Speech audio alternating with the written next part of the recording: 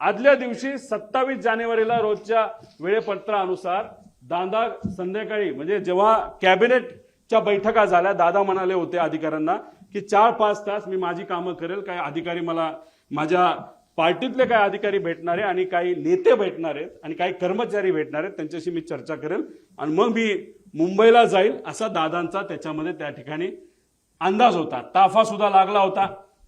एक फार मोठे नेते दादाला भेटण्यासाठी येणार होते, ते वेळेत येणार होते पण उशीर झाला.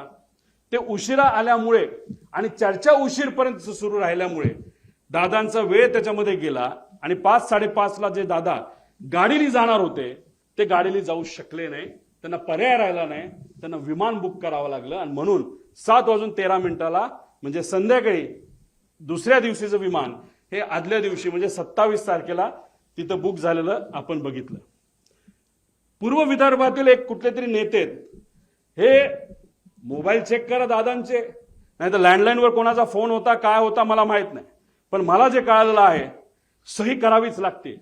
फार महत्वाची फाईल आहे आणि मग ती फाईल कुठे आहे हे जेव्हा बघितलं गेलं ती फाईल घरी नव्हती, ती फाईल मंत्रालयाच्या कार्यालयामध्ये होती दादांच्या.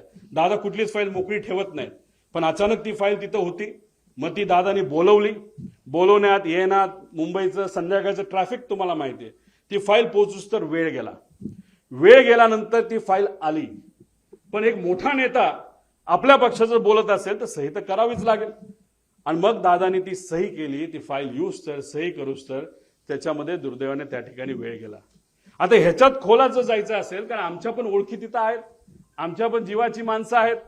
अजितदादांबरोबर जेव्हा केव्हा मी भेटलो आणि दादांचा जो काही शेवटचे 3-4 महिने होते त्यात मी दादा आणि त्यांच्याबरोबरचे अधिकारी एकदम घट्टपणे एक फार महत्वाची चर्चा त्या ठिकाणी करायचो आणि ती करत असताना मग काही अधिकाऱ्यांचे कर्मचाऱ्यांचे त्याच्यावर आमच्यावर त्या ठिकाणी विश्वास असल्यामुळे तिथं चर्चा काय चालली होती हा विषय जेव्हा केला तेव्हा तिथं चर्चा कुठल्या तरी राजकीय कन्सल्टंट कोणीतरी आहे त्यांचा जो कॉन्ट्रॅक्ट आहे जो शेकडो कोटीचा आहे तो आपल्याला कॅन्सल करावा लागतोय कारण त्यांच्याकडनं काहीच आपल्याला मिळत नाही, त्याचा काहीच फायदा होत नाही. कारण 7 दिवस आधी सुद्धा बारामती हॉस्टेलला दादांना जेव्हा मी भेटलो होतो तेव्हा सुद्धा दादांनी काही लोकांना सांगितलं होतं शहाणपणा करू नका, राजकारण आम्हाला शिकू नका, राजकारण आम्ही कसं करायचं हे माहिती सर्वे फक्त तुम्ही करा, अशी काहीतरी चर्चा तेव्हा झाली होती. अशा पद्धतीची चर्चा तिथं झाली आणि दादांना त्याच्यामध्ये उशीर झाला आणि मग दादांना प्लॅन बदलावा लागला.